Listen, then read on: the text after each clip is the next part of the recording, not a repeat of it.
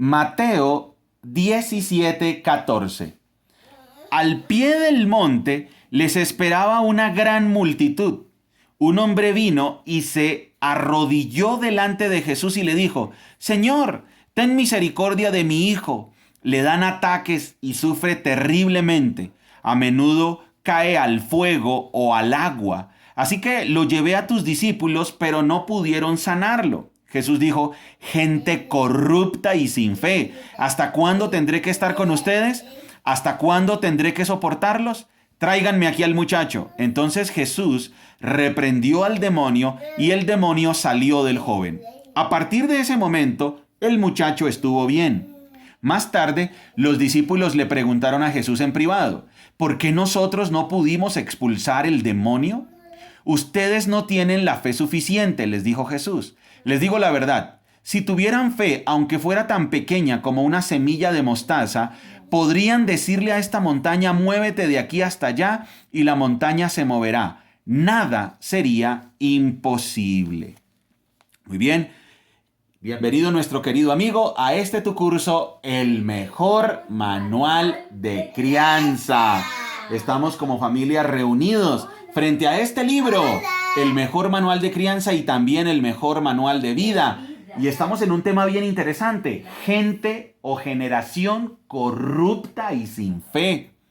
Recuerda que estamos estudiando la Biblia en orden y estamos estudiando Lucas desde el capítulo 9, versículo 37 hasta el versículo 43, donde está la escena o la historia del muchacho que está endemoniado, que está poseído por un demonio. Grandes enseñanzas, como lo hemos visto. La primera enseñanza es que sí existen los demonios. La segunda enseñanza es que no podemos tener una religión distorsionada y corrupta. Y tercero, debemos tener fe. Confianza absoluta. ¿Y qué es la fe? Como dice Margie, es tener confianza absoluta en lo que Dios ha dicho. Y entonces este pasaje, lo primero que nos dice, ¿no?, es cuando nuestro Señor Jesucristo dice gente corrupta y sin fe. Entonces una gente con una religión torcida y sin fe no creían y no confiaban en lo que Dios ya había dicho. Leímos en Mateo que los discípulos le dijeron: oiga, Señor, ¿nosotros por qué no pudimos echar fuera el demonio? Y Él les contestó en Mateo: porque ustedes no tuvieron fe. Y en Marcos les dijo: porque este tipo de demonios, o sea, esta clase de demonios, solo sale con oración y ayuno. Sí. Entonces ahí tenemos ya el rompecabezas completo de esta escena. ¿Qué nos debe quedar a nosotros como enseñanza de esta gran escena? Número 1, que sí existen entonces los demonios. Y entonces, como los demonios existen, ¿cuál debe ser nuestra actitud frente a los demonios? ¿Qué debemos hacer? O sea, nosotros debemos andar exorcizando personas. Exacto, la aplicación a nuestra vida. Vamos entonces a analizar qué dice Efesios 6:10, porque la Biblia se explica a ella misma. Efesios 6:10. La leo yo. 6:10. Una palabra final: sean fuertes en el Señor y en su gran poder. Pónganse toda la armadura de Dios para poder mantenerse firmes contra las estrategias del diablo, pues no luchamos contra enemigos de carne y hueso, sino contra gobernadores malignos y autoridades del mundo invisible, contra fuerzas poderosas de este mundo tenebroso y contra espíritus malignos de los lugares celestiales. Por lo tanto, pónganse todas las piezas de la armadura de Dios para poder resistir al enemigo en el tiempo del mal. Así, después de la batalla, todavía seguirán de pie firmes. Defiendan su posición poniéndose el cinturón de la verdad y la coraza de la justicia. Pónganse como calzado la paz que proviene de la buena noticia, a fin de estar completamente preparados. Además de todo eso, levanten el escudo de la fe para detener las flechas encendidas del diablo. Pónganse la salvación como casco y tomen la espada del Espíritu, la cual es la palabra de Dios. Oren en el Espíritu en todo momento y en toda ocasión. Manténganse alerta y sean persistentes en sus oraciones por todos los creyentes en todas partes. Entonces, ¿existen los demonios? Sí. ¿Cuál es nuestra actitud frente a los demonios?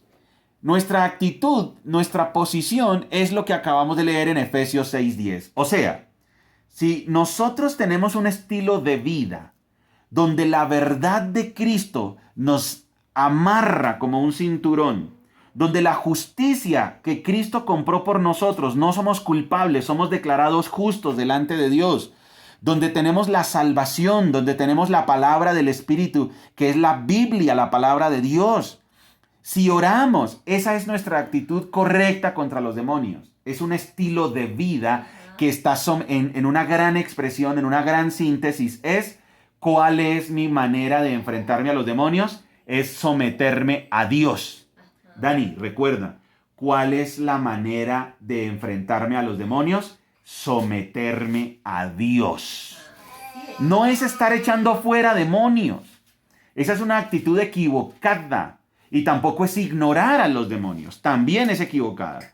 La actitud correcta es someternos a Dios, a su voluntad y a su palabra. Y complementando lo que tú dices, Daniel, en Santiago 4:7 nos dice: así que humíllense delante de Dios, resistan al diablo y él huirá de ustedes.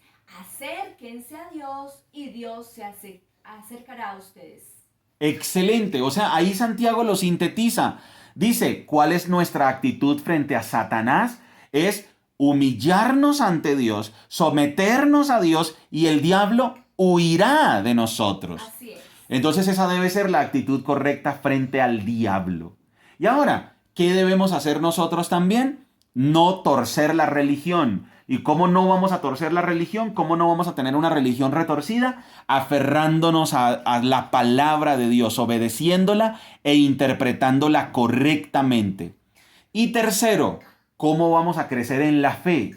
Solamente podremos crecer en la fe conociendo cada vez más a Dios a través de su palabra. Y entonces tenemos aquí una gran enseñanza en este pasaje. Vuelvo y lo leo. Versículo 41, que es el centro del pasaje. Gente corrupta y sin fe, dijo Jesús, ¿hasta cuándo tendré que estar con ustedes y soportarlos? Mira que la fe juega, un papel importantísimo ahí. La fe todo el tiempo lo resaltó. Claro, la fe es, recuerden, la fe es confiar en lo que Dios ya ha dicho en su palabra. Por eso, si queremos crecer en fe, tenemos que conocer la Biblia. Tenemos que conocer Dios que ha prometido para nosotros. Y ojo, recordemos que para interpretar correctamente la Biblia tenemos que pasar por el sendero de la verdad, porque o si no, podemos terminar traumatizados. Hay personas que han terminado traumatizadas porque ven demonios en todas partes, ven demonios en los bombillos, demonios en la televisión, demonios debajo de la cama, demonios en el parque. En cada parte ven un demonio. Y esa es una actitud equivocada porque vuelven a los demonios y a Satanás el centro de su experiencia. Hay gente que le ora a los demonios. Hay gente que dice, Satanás, te ordeno, y empieza a orarle a los demonios, lo cual está totalmente equivocado. Esa es una postura equivocada frente a Satanás. Y la otra postura equivocada es ignorarlo, porque claramente la Biblia dice, no ignoren a Satanás. Pero la Biblia, cuando nos habla de tener fe en lo que Dios ha dicho y conocer a Dios, quiere decir que para de verdad conocer a Dios y lo que Él nos ha prometido a nosotros, tenemos que pasar por el sendero de la verdad. Vamos a recordar cuáles son los pasos del sendero de la verdad. Yo tengo que analizar cuál es la virtud que promueve el libro completo que estoy leyendo, el libro, no el pasaje particular, el libro, para después pasar al pasaje. Después el sendero de la verdad dice cuál es la intención del libro, cuál es el género literario, es el tercer paso, los destinatarios y cómo entienden el mensaje, el contexto histórico, geográfico y cultural, la armonía, la coherencia y la lógica y la aplicación. Teniendo eso en cuenta, este pasaje está en medio de una serie de protagonistas. ¿Quiénes son? Los fariseos y los líderes religiosos. Por eso Jesucristo dijo, gente o generación corrupta y sin fe. También están los apóstoles, los discípulos, por eso los reprende. ¿Hasta cuándo estaré con ustedes? Ustedes no tienen fe. Cuando les había dado una instrucción clara hace unos versículos atrás. Y entonces hay que entender bien eso. ¿Quiénes eran los que tenían el poder para expulsar los demonios? Los apóstoles, porque estaban en una misión especial a nombre del Mesías. Y entonces ahí sí sacamos la aplicación práctica. Debemos confiar en lo que Dios ha dicho. Muy bien. Entonces, hemos terminado nuestra clase de hoy.